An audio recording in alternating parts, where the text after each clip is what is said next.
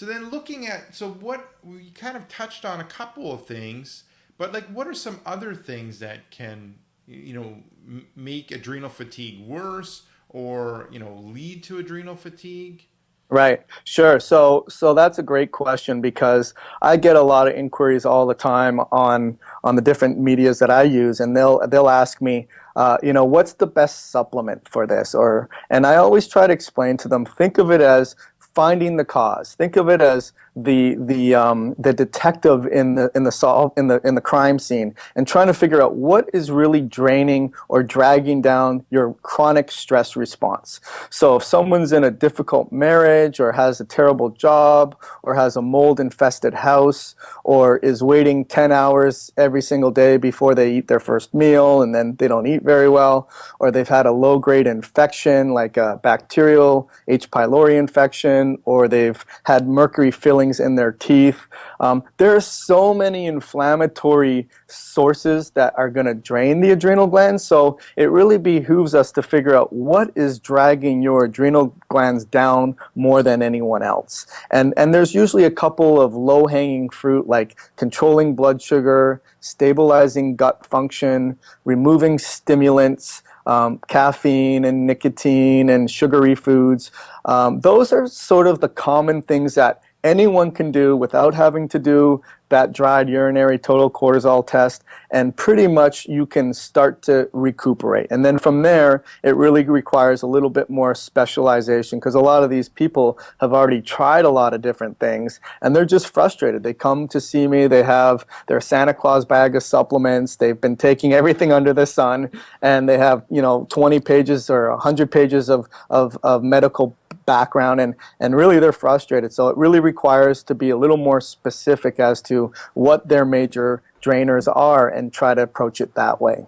Okay, good. I like that, the low hanging fruit ones.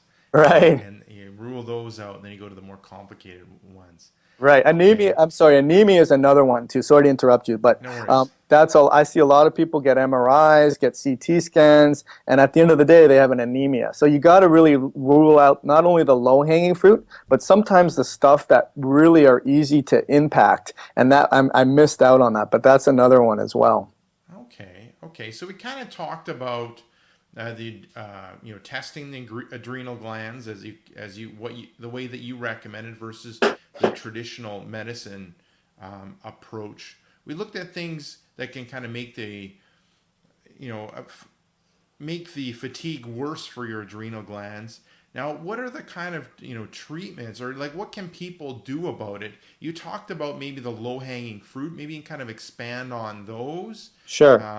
and then yeah, well, just maybe kind of expand on those, or those maybe the things that they can kind of try right away. Sure. So I would say that the biggest influencer is going to be controlling blood sugar. That's going to be the biggest one. So controlling blood sugar, or another way of saying uncontrolled blood sugar, is dysglycemia, or just an unsteady state of blood sugar stabilization, is going to be the first step that I would start with anyone that has an adrenal gland problem. So these are people that are not having a breakfast, or do have a breakfast, and by golly, by the time they look at the clock, it's 1:30 and they haven't eaten anything for 5, 6, 7, 8 hours, are having way too much sugary foods. You go to Starbucks, they have a venti coffee with a bun and a sugary food.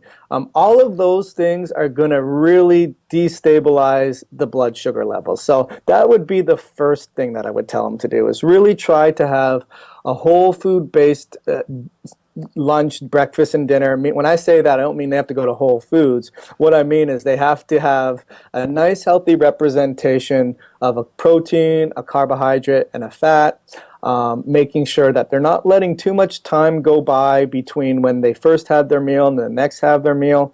I've come a long way, though, on that, Rick, where it's not necessarily the exercise enthusiast approach where they're having 6, 7 small meals throughout the day. There are another of advanced strategies where you can really, really reduce a person's carb intake so that you can stabilize their blood sugar a lot better. But to answer your question, stabilizing blood sugar is number one.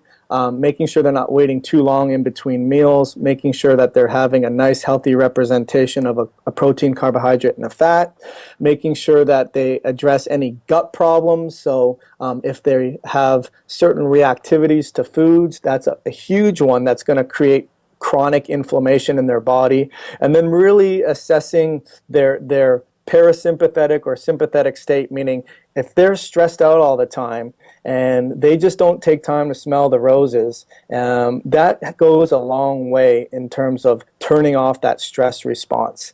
And so breathing, going out and doing some kind of activity, some kind of hobby, something that's just going to be a mental download where you're not concentrating on that stimuli over and over and over again. Those would probably be the best little recommendations I would give someone for starting out. And in many ways, those will have an impact on not just adrenal fatigue, but overall health and numerous other Right. chronic ailments. Exactly. Yes. There's a lot of overlap. I say there's a web of physiological dysfunction. So if someone has a gluten reactive problem, then chances are there's chronic inflammation draining their adrenal glands. If someone has a hormone-based problem, it's impacting their adrenal glands, and vice versa. It's a two-way street. So typically there is a lot of overlap between a lot of these chronic conditions, and it's like common sense a lot of the times is doing the natural little hinges that swing big doors that make a huge impact on your long-term health. That's awesome. I mean, those are three great tips. I mean, just, looking at your food a little bit more in depth. But once again, making small tweaks. You're not saying, abandon you're just small tweaks that make a big impact. Looking at your gut health. And once again, it's probably small tweaks that need to be done. And Right. then thirdly, just addressing those stressors, because a lot of times we haven't learned the proper skills or have the tools to address stress. Right. Yeah. Yeah. A lot of it goes into how you process it and how you think about it, and I think that's where having a bit of a psych background is helpful, because if you have it's that cognitive dissonance where if you do something, let's say you're a smoker, and then you know internally that that's a bad thing to do, or mentally that's a bad thing, but it's inconsistent or incongruent with your physical action. That's going to bring about a lot of internal stress. So if you can have a consistency between what you do and what you think, then there's going to be a reduction of stress. So, for example, in that case, that smoker has two options. They can stop smoking, and that will be consistent, or they could justify it and say, well, it's really not that bad. It's not that help. At the end of the day, that's not the wise decision, but that's going to reduce the cognitive dissonance that they have inside and ultimately allow those adrenals to not be bombarded every day with that differential of the action and the thought, if that makes sense. No, that makes sense. That makes sense. So, so that ends up kind of covering all the questions that I have. Now, did you have anything that you want to leave people with? Like, is there a question that I didn't answer, or some insight that you want to leave them Sure, with? sure. Yeah, one of the things that I would say is that there's a huge area now of genetic testing. And it's a field called nutrigenomics. And basically what it means is we inherit weak links from our parents in terms of how well our enzymes work.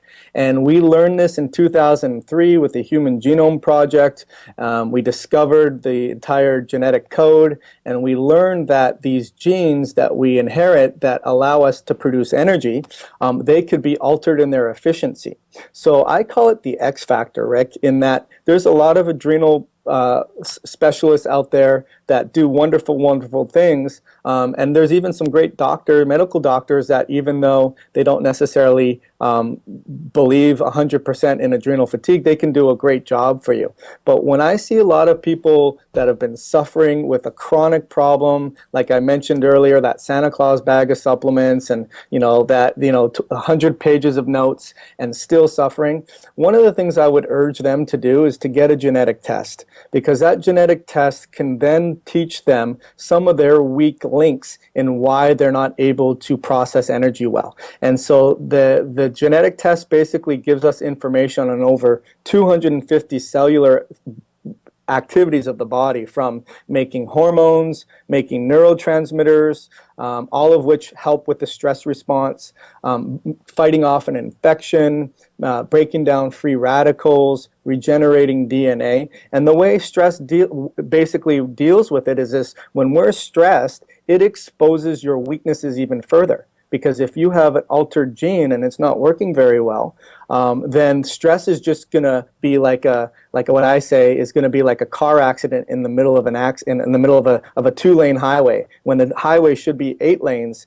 that's your gene should be working in efficiency. It should be 8 lanes. But when you've inherited a genetics mutation from mom, it's 4 lanes. And if you've inherited a genetic mutation from mom and from dad, it's 2 lanes. And so if you put on top of the fact that you have a 2-lane highway with a tractor trailer spilled over in it and it's rush hour, you're not going to process that traffic very well, and you're going to be at a standstill. So genetic testing is really the X factor now for a lot of these patients, where they can get it's called 23andMe. I don't have any relationship with them, because they're just a huge machine that does the genetic testing that LabCorp and Quest and all these other companies can't compete with, and get a genetic test done and see how that relates to the entire picture.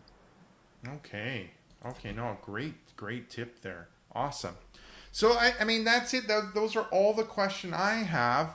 Now, Dr. Joel Rosen, where can people end up getting more information about you and connect with you and learn more about what they can do to overcome adrenal fatigue? Sure, thanks for asking. I have a Facebook page. It's called Adrenal Fatigue Society. So if you just search Adrenal Fatigue Society, you'll see our page. So I'm always posting on there. My YouTube page is Your Adrenal Fix.